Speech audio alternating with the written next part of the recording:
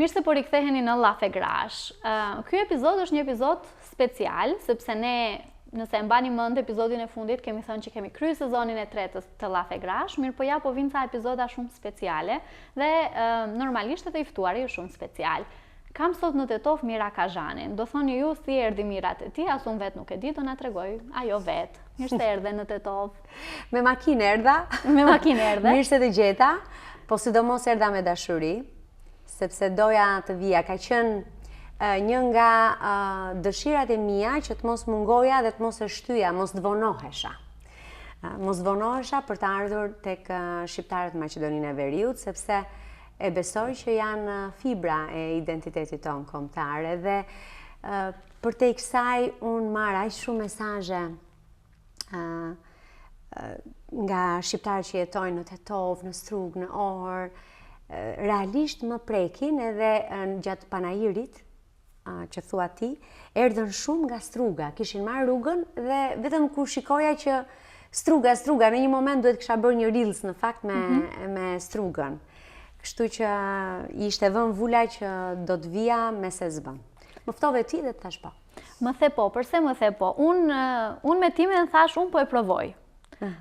Sepse ai që provon, besoj që është fitues në jetë gjithmonë. Po se provove je humbës gjithsesi. Kështu që thash ta provoj, po ti pse më the po? Se nuk më njihje. Të thash po me një herë, po unë i besoj shumë instiktit. Nuk është, vendimet i ka marrë në përgjithësi me instinkt. Nuk jam një kalkuluse shumë e mirë. Kjo ndoshta edhe nga që nuk kam qenë shumë e mirë matematik, por i kam besuar gjithmonë intuitës. Ishte një vajzë e re që më shkruajti nga Londra me një drejtshkrim të bukur, me shumë respekt, dhe kisha pastaj nxitimin që doja me se s'bën të vija, kështu që u përputhën, thash okay, është një vajzë që është e re, ka dëshirë të bëj gjëra, jam e re edhe 2 vite hynë në këtë kategorinë të rinjve. Se po i afrohem kategorisë ku ligjërisht po dal nga këta të rinjt, se po e përjetoj, po. Ua, unë jam 45 dhe nuk kam dalë ende. Ligjërisht po them. Po, tani, shiko, me kushtetut është edhe shqipja në Maqedoni e njohur, po me politik, me praktik dikush po e pengon, edhe me qëra fjala, më vjen shumë mirë që një libër në Shqip, libri im Një ditë tjetër, përkon me frymën e protestave të studentëve, cilët kërkojnë t'japin provimet në gjuhën shqipe. Është edhe kur e mendon në këtë vend që ka ndodhur Kongresi i Manastirit, ku është unifikuar bashkimi i shqiptarëve kulturalisht, gjuhësisht, ende njerëzit protestojnë për një të drejtë që ua njeh kushtetuta. Pra në letër është e drejta. Fiks. Mira, ky podcast, unë po të sqaroja pak më herët, që ka lindur për të dokumentuar kontributin e grave. Edhe burra kam pasur në podcast, nuk kam pasur vetëm gra, mirë po specifikisht kam filluar për të dokumentuar disi kontributin e grave në Maqedoninë e Veriut, sidomos grave shqiptare, se është edhe podcast në Shqip. Kam pasur figura të ndryshme dhe kam titulluar Llafe Grash për të dhënë një farë lloj ironie për faktin që llafet e grave nuk janë llafe koti, këto që i bisedojmë ne. Sot me ty dua të flas për shumë gjëra, se unë t'i kam ndjek intervistat, librin sa rita ta përfundoj, sa po e kam fillu, se gjeta do ta ndej nga Londra, ose edhe periudha kohore e tillë, mirë po t'i kam ndjek intervistat. Libri jot ka bërë shumë bujë, e prisje? E para njërë Llafe Grash më duket kështu, nuk e di pse, më duket sikur është Zë Grash. Zë Grash është, se llafe është edhe fjalë... Jo, po, unë e kuptova të ironinë edhe ironinë tënde. Gratë bisedojnë, gratë janë, marrin iniciativa, janë të guximshme, kështu që edhe shumë mirë që fton burra, sepse unë, më pëlqen, unë e di që ti je një gazetare dhe një mendje progresive. E kuptove në këtë një orshin e takimit tonë, dhe më vjen shumë mirë që përpiqesh bën tënden, se cili nga ne bën veten. Definitivisht. Asnjëri nga ne nuk është hero, po se cili mund t'japi pak kontribut për të dalë nga kuadrati. Dhe për të kaluar tek pyetja jote. Që mbetet gjithmonë një pyetje e $1 milion. Patjetër se. Unë nuk kam bërë kur plane dhe nuk e kam ditur që libri do të shkonte dhe do të kishte këtë lloj ngjizje me lexuesin shqiptar brenda dhe jashtë kufijërit shqiptar. Kjo sigurisht veç më gëzon. Kur e kam shkruar, nuk e kam shkruar me këtë vetdije, edhe po ta kisha ditur, me siguri do isha stresuar shumë, edhe nuk do kisha qenë aq e lirshme, aq e qetë, aq organike.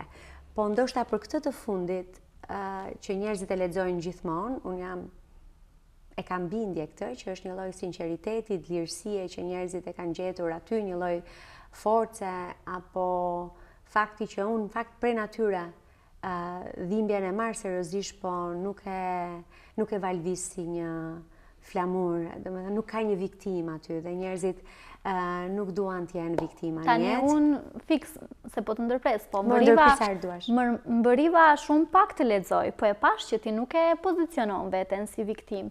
Ne te Mollkuqja punojmë shumë edhe me çështjet e shëndetit dhe sidomos me çështjet e kancerit të gjirit. Dhe kemi pasur gjithmonë këtë dilemën e titullit, të quajmë të mbijetuar, të quajmë, si ta quajmë në gjuhën shqipe, asnjë prej fjalëve nuk dukej një fjalë adekuate. Asun se kam gjetur edhe nuk dua ta gjej, po ndoshta tek libri im ky nuk ndihet shumë, sepse e para njëherë un kam patur ndërgjegjen, vetdijen që unë bëj pjesë tek njerëzit me shumë fat, edhe ka gra të tjera që kanë luftuar shumë se unë, që kanë bërë betejë shumë më të forta. Edhe ndoshta ato janë, jo ndoshta, po ato janë heroinat e vërteta. Edhe mbase unë nuk isha kaq shumë heroin sa ta unë isha me fatkeqësi, e kam thënë në shumë takime të librit. Edhe kjo fjala mbijetuese më ka vrarë shumë ditën e parë në spitalin e Tiranë, kur doktori im tani tha ti do të mbijetosh, edhe ka një luftë të brendshme aty, do ta gjesh në libër.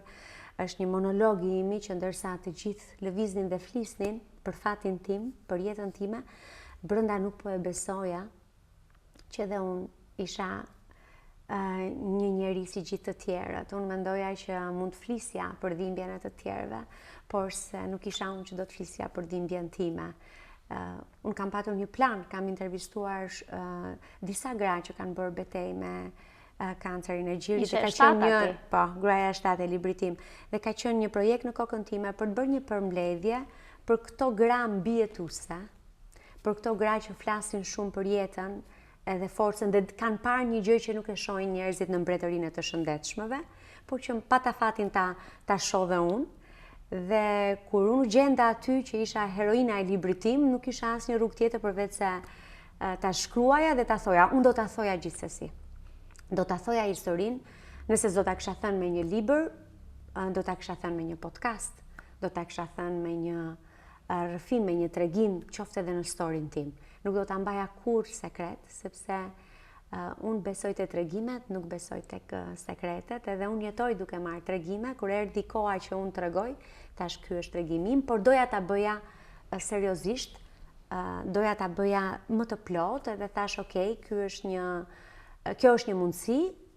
Nuk e zgjodhe ti, të zgjodhi libri u shkrua pastaj, libri ndodhi pastaj u shkrua, po edhe unë them që libri u shkruajt nga jeta ime. Nëse do shkruaj një libër të dytë, shpresoj që dhe atë ta shkruaj jeta ime, por sigurisht jam më gati, të paktën psikologjikisht. Po tani e shumë e vetëdijshme tani.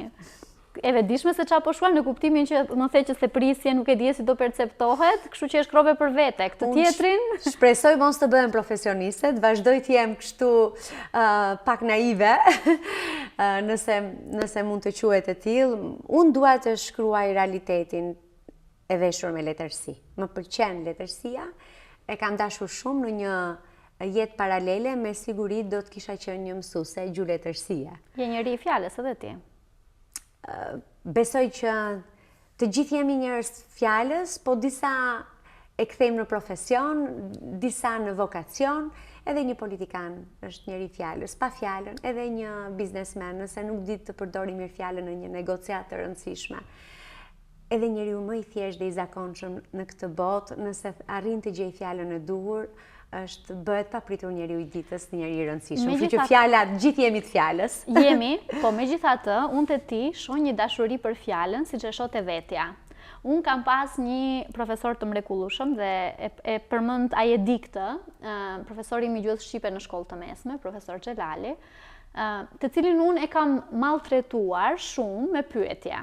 Ke shtrajtuar, do thojë në shqip. Do me thënë, unë kisha shumë nevojë, kisha një dashuri të jashtëzakonshme për gjuhën, për fjalën shqipe, dhe kisha nevojë ta mësoj ta shkruaj mirë.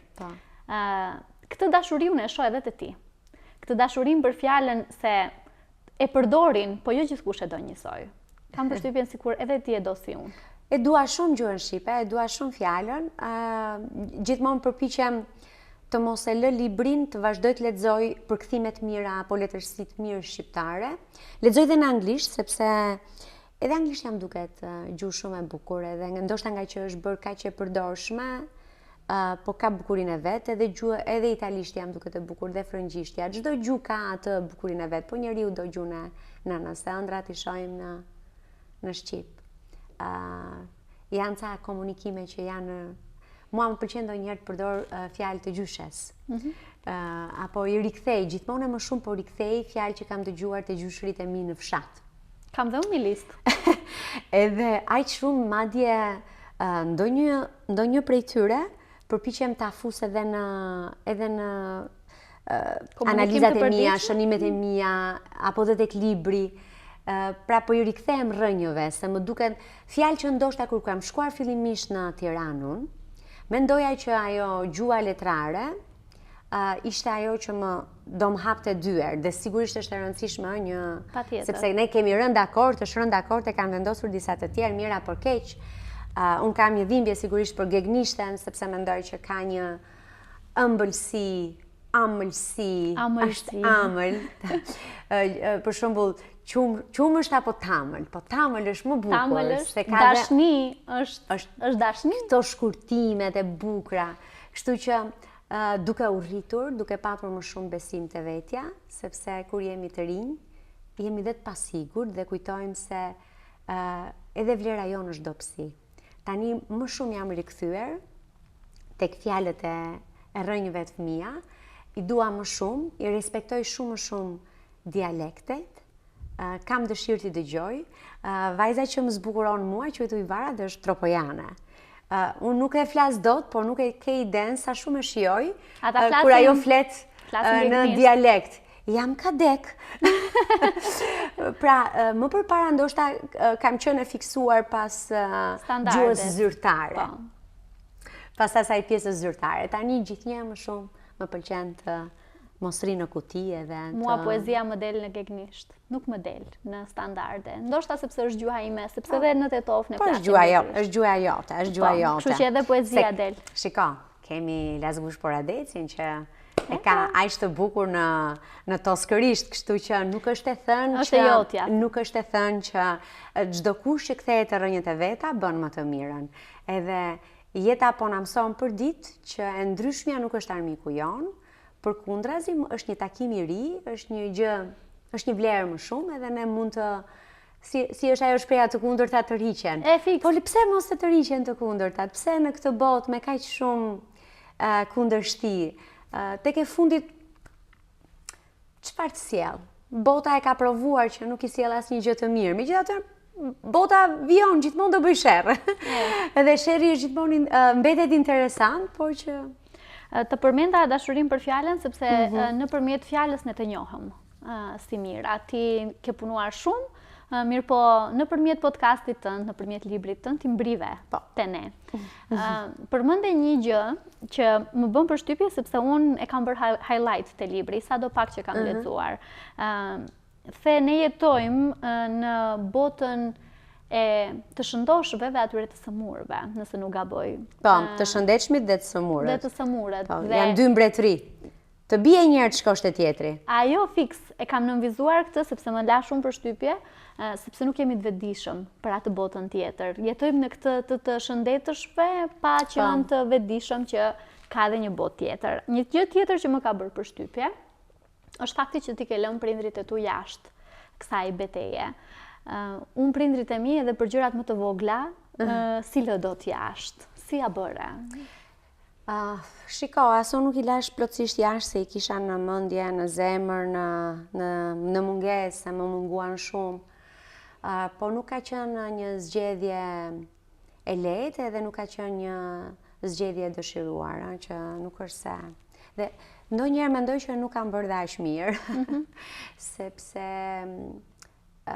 po sigurt jetës nuk i dihet, ti ke të drejtë që ti informosh, por për arsye që tashmë dihen për gjithë ata që e kanë ndjekur, e kanë lexuar librin apo kanë dëgjuar rrëfimin tim për shkak të gjendjes shëndetësore të babait tim, i cili ndroi jetë në 3 janar të këtij viti, ishte një zgjedhje kushtëzuar e ndikuar nga rrethanat tona familjare, që nuk ka qenë, kjo e bëri thjesht më të vështirë si periudhë të jetës time, se nuk dua të them betej, edhe pse në fakt betej ishte.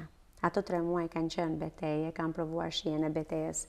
Kështu që padyshim që më kanë munguar, po kur ti shkosh në fund librit do kuptosh që në fund fare ata kanë qenë gjatë gjithë kohës me mua, sepse ne fëmijët jemi ata që kanë ndërtuar prindrit. Marrim shumë në shtëpi, për mirë apo për keq. A guxoj të pyes nëse mendove në një moment që gjithçka mund të shkonte keq? Po patjetër, është krejt e natyrshme, nëse do kisha menduar gjatë gjithë kohës që çdo gjë do shkonte mirë, kam frikë se do futesha në mbretërinë e optimistëve, se kam tek libri flas për shpresën dhe optimizmin dhe unë dua të kem shpresë. Nuk më pëlqejnë shumë optimistët, sepse ndonjëherë ata futen në shtigje të gabuara, edhe mund të rrezikojnë të duken dhe pak si të marr.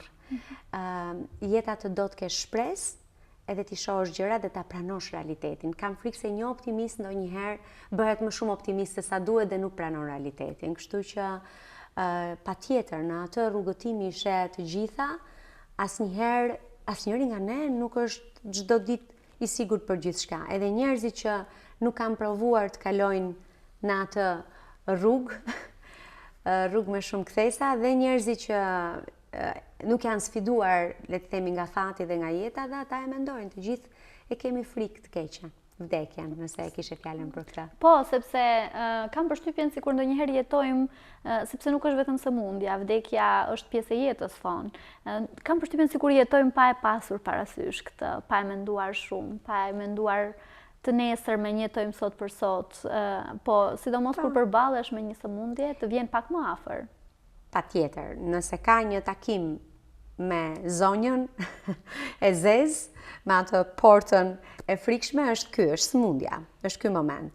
Por unë them se kur ke një shans të dytë, kur t'jepet një mundësi e dytë, ti fillon edhe respekton më shumë jetën tënde, je më shumë mirënjohës, ne nxitojmë shumë gjatë jetës, jo në aspektin nxitojmë për të bërë gjithçka, nxitojmë për t'i marrë më të mirën një gjëje, apo nxitojmë edhe për të vuajtur shumë për diçka, në të dyja ekstremet. Ndonjëherë ne e vështirësojmë, e komplikojmë vetë jetën tonë, edhe zgjidhjet i kemi po ne. Po është pjesë e jetës, edhe ti jesh i tillë, sepse nuk mund të jetosh edhe çdo ditë duke menduar që kjo është e fundit. Do ishte shumë bukur, po është pak e pamundur, sepse njeriu i duhet të jetë edhe pak i përgjegjshëm. Pra, unë nuk e shoh tashmë jetën sikur tani unë vetëm do ta shijoj jetën. Jo, nuk është kështu. Tani unë dua që t'i bëj gjërat më mirë. Pra, të dëgjoj më shumë, nëse një 28 vjeçare nga Tetova me master në Londër po të shkruan, lexoje, hape mesazhin. Se nuk i dihet, aty mund të jetë një ftesë e mirë. Pra, unë jam thjesht më e kujdesshme sot. E kuptoj. Pra, nuk jam më egoiste, nuk më ka bërë më egoiste. Ndoshta varet është me njerëz, secili ka eksperiencën e vet, secili ka karakterin e vet. Mua më ka dhënë këtë mesazh jeta ime deri në këto momente, se shpresoj që ta kem gjysmën tjetër përpara. Uroj shumë. Që të mos jemi shumë egoist. Si e sheh sot veten pa babin? Sepse dua ta di nga ti me që ke pasur edhe këtë lidhjen. nuk kalon një ditë që unë mos ta mendoj jo një herë, po disa herë. Dhe nëse ka ndonjë ditë që jam kujtuar vetëm një herë, ndjem në faj, sepse kam nevojë ta kujtoj, se mendoj që njerëzit që duam shumë, babi në këtë rast, janë gjithmonë gjallë në zemrën dhe në mendimet tona.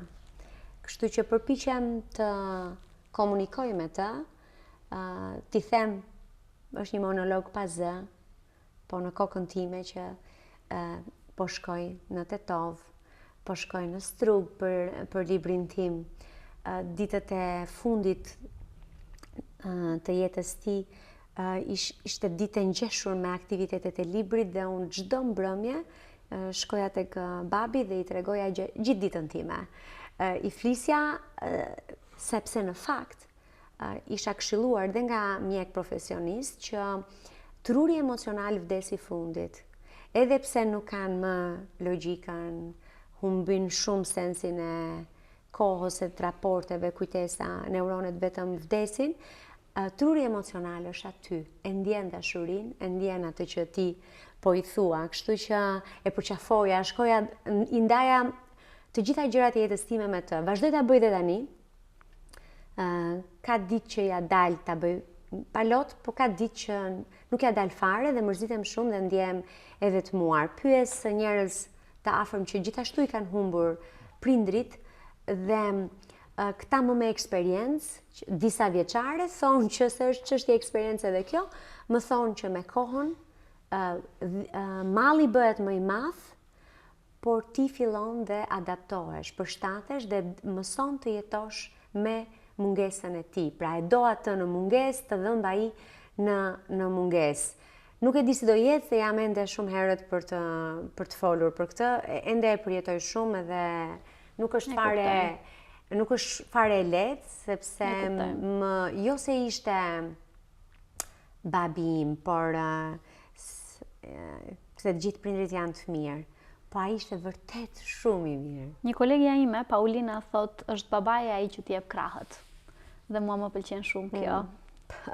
Se ti mund të kesh gjithçka, po krahët për të fluturuar, thot, është babaja ai që t'i jep, që të fluturosh sa më lart. Ka një rol shumë të madh të babait dhe të nënës, unë nuk dua t'i fus në garë. Patjetër. Sepse që të dy janë shumë të rëndësishëm.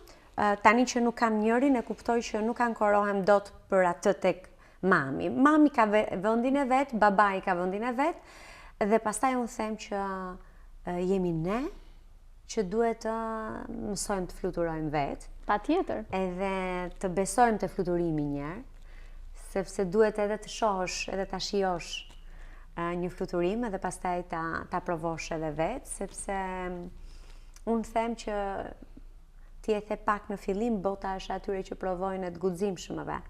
Kështu që ja vlen ti provosh një jetë, se që dorëzohesh është e sigurt.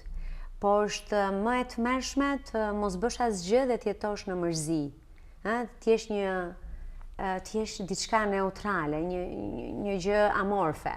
Njeriu ka nevojë, unë për vete ndonjëherë kam marrë dhe kënaqësi nga më vonë, jo në momentin që ndodhin dështimet, se kur ndodh një dështim dhe të garantoj që kam dështuar Rita, sepse nuk do isha këtu. Pjesë e fitores. Nuk do isha këtu duke folur me ty dhe lum kush është në gjendje që të mësoj nga gabimet apo nga rrëzimet, që nuk janë, se jo gjithmonë rrëzohemi se kemi bërë diçka gabim. Ndonjëherë nuk e kemi fat, ndonjëherë jemi pjesë e një padrejtësie, diku gabojmë dhe vetë.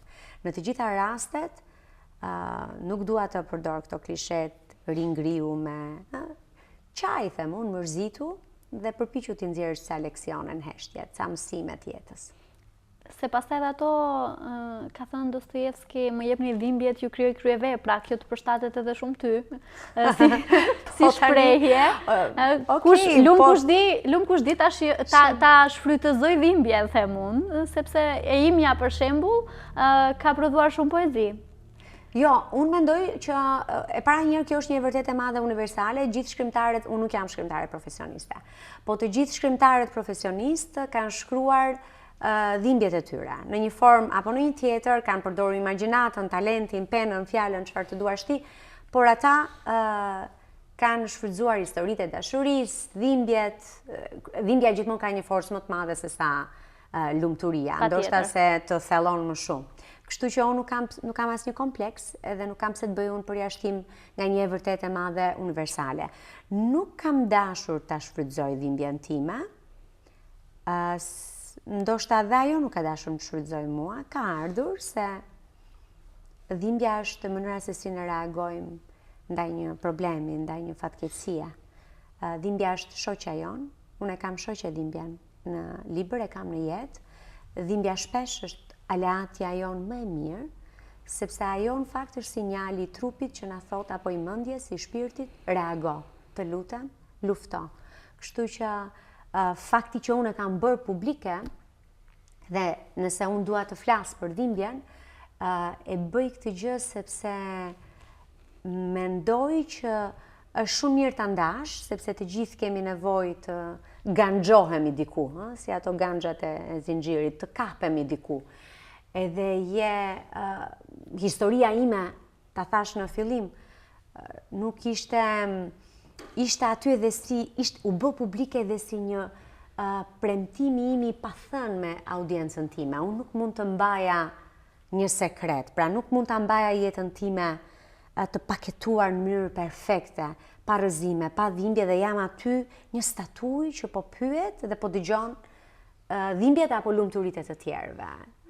Edhe unë jam njeri si gjithë të tjerët dhe besoj që ne që i kemi një jetë publike, kemi hequr dorë me apo pa vedije nga privatësia.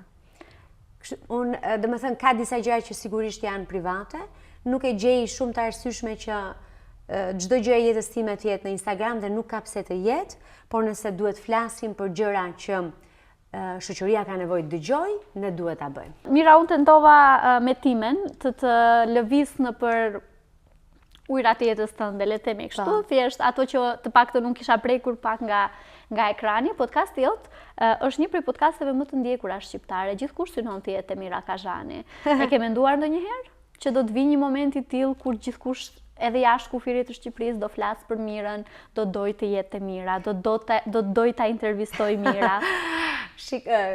Po, patjetër që e kam menduar. E kam menduar sepse nuk do isha këtu nëse nuk do kisha besuar te ky podcast, tek Zë me Mirën podcast. E kam shpresuar shumë, por sigurisht që nuk e kam ditur. Pra në kuptimin që nuk mund të thuash që isha e dija unë që kështu do të shkonte. The benefit of doubt, thuhet, në Shqip duhet marrim parasysh, do ta kemi gjithmonë parasysh dyshimin. Ne nuk mund të jemi kaq kategorike dhe kaq të bindur që gjërat do të shkojnë mirë. Por e kisha një zë të brendshëm, Rita, që mund t'ja dal. Kur e kam nisur unë, ka qenë 2021-shi, dhe të gjithë të ftuarit, se kur më pyesin cili është i ftuari më i mirë apo të ftuarit më të mirë, ka shumë. E para njërë janë të gjithë, sepse çdo kënd që e kam ftuar se kam dashur ta dëgjoj dhe që mendoj që audienca duhet ta ndjek. Por për të dalë nga situata që të mos bëhem preferenciale dhe të mos jem e padrejtë, sepse ndonjëherë shihet e mia s'kam pse të ndikojnë publikun që më ndjek, unë them që më të mirët në botë janë ata të sezonit parë. Patjetër, gjithmonë. Sepse janë ata që nuk e dinin ku po dalin. Fjala podcast ishte fjalë huaj ende në kulturën tonë, në hapësirën shqiptare, dhe vinin se më thonin po mua. Nuk i thonin po një trendi, nuk i thonin po podcasteve që ndiqeshin shumë në YouTube. Sigurisht nuk kisha kaq shumë klikime, nuk i kisha këto numra. Po me që dola vete numrat, unë mendoj që kjo platform nuk e di se sa do ta ketë jetë gjatësinë. Unë them do ta mbaj gjatë. Nuk jam në fazën që kam për plane që një ditë do ta ndaloj. Nuk më pëlqen të vazhdoj të ecë dhe të luftoj. Kjo është pjesë pak e natyrës time, por një nga arsyet që jemi këtu është pikërisht se unë nuk kam besuar tek numrat, nuk kam besuar tek milionat. Dhe e kam parë atë si një bisedë. Ti i the që nisa këtë gjë sepse doja, kur u takuam, doja të bëja disa tema që mendoj që janë të nevojshme për t'i diskutuar në TED-Talk. Janë të nevojshme që t'i dëgjojnë shqiptarët që jetojnë këndej. Edhe unë podcastin e kam parë si një moment, kam qenë në një krizë profesionale. Dhe doja të bëja diçka ku unë ta gjeja veten, nuk po i gjeja më shumë veten, nuk po më mjaftonte ajo që bëja, por isha e sigurt që ashtu siç e dëshiroja unë, nuk do ta bëja dot në asnjë televizion. Dhe nuk është se kisha ndonjë ofertë, dhe televizionet kishin emrat e tyre, unë isha me website-in, kështu që e nisa me idenë që ata pak që do më dëgjojnë, do dëgjojnë. Sepse unë e them gjithmonë që në podcastin, në atë podcast, në atë hapësirë, në atë dhomë ku unë bisedoj, dua që çdo i ftuar të mos ndihet i pyetur, po të ndihet i dëgjuar. Sepse është shumë e rëndësishme, më duket sikur nuk jam unë, që të kuptohemi, nuk jam unë absolutisht fytyra që e suksesit, a thua se vetëm unë po e bëj, pa dyshim, unë jam shumë e lumtur që po e bëjnë shumë, e bën Rita në Tetov, po e bëjnë dhe shumë emra të tjerë, dhe po përpiqen, dhe jam shumë e lumtur që njerëzit kanë mundësi të bëjnë atë që duan, pra nuk presin një kontratë që t'ja dalin. YouTube është një formë lirie, unë them teknologjia, se na ankohen shumë për teknologjinë, po unë them fal internetit, fal YouTube-it, unë kam patur mundësinë të provoj veten time. Rita ka mundësi të provoj veten e vet. Kështu që secili bën gazetarinë e vet.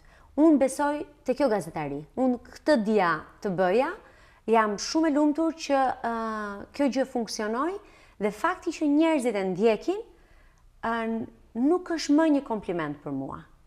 E kuptoj.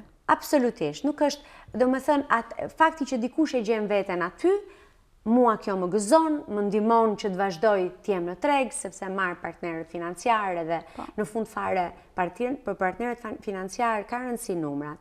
Po. Edhe për mua kanë rëndësi, po nuk i kërkoj. Pra ato duhet fitohen me punën që bën. Kështu që edhe se kam patur një lloj mentaliteti krejt tjetër, po edhe me një lloj besimi, pak guxim, pak nga të gjitha, po jam e lumtur. Tani nuk e di nëse të gjithë duan dalin tek unë, se shoh që dalin dhe te kolegët e mi, edhe mua më thonë jo. Të thonë jo edhe po, patjetër. Ua. Patjetër dhe mërzitem shumë. Patjetër.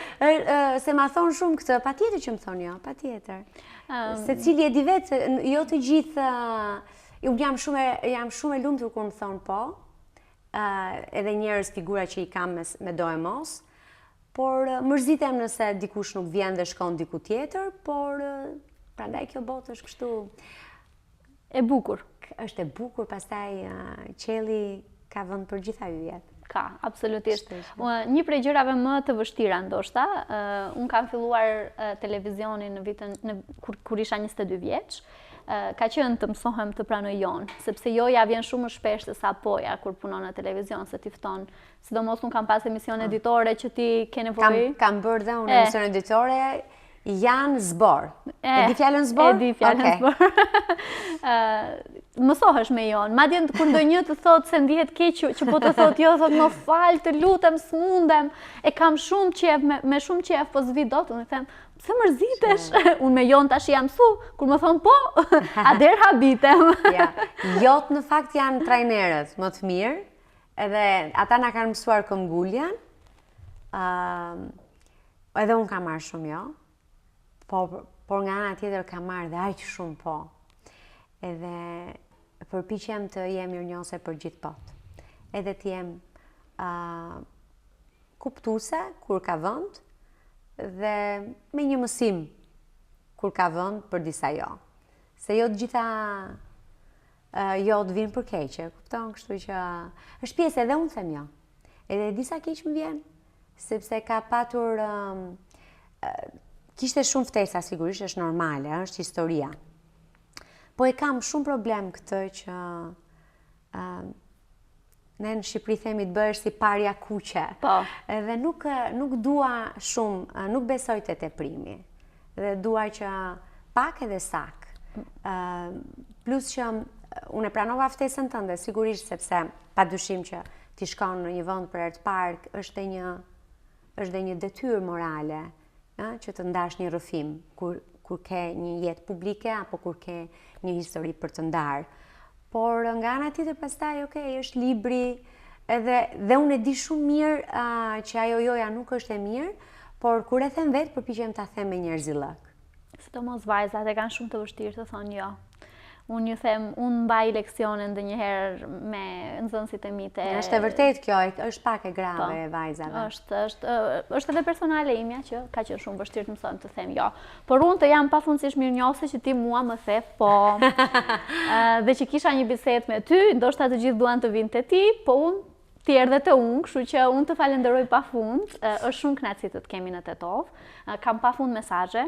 Vërtet. Njerëz që presin të takojnë në Tetov dhe në Strug.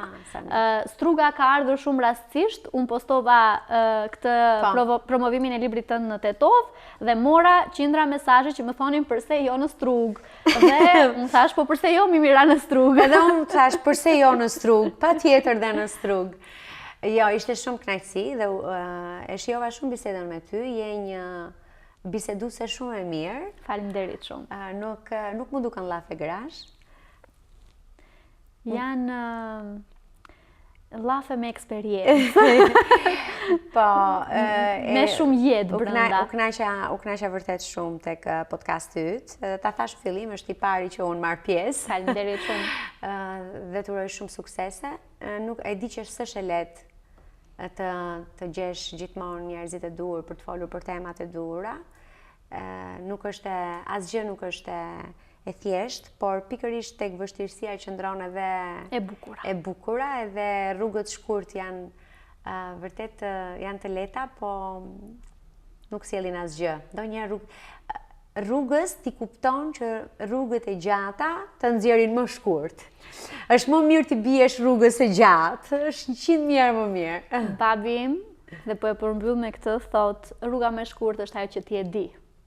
Kështu që bjeri asaj që ti e di, ndonjëherë është edhe mirë të eksperimentosh, po nëse do. Më pëlqeu më shumë kjo e babit tënd. Është rruga më e shkurtër është ajo që ti e di. Dhe unë e ndjek këtë në jetë, e kam kështu me vete. Faleminderit shumë Mira që ishe, e vlerësoj pafund edhe shpresoj të shihemi prapë. Patjetër që do shihemi prapë.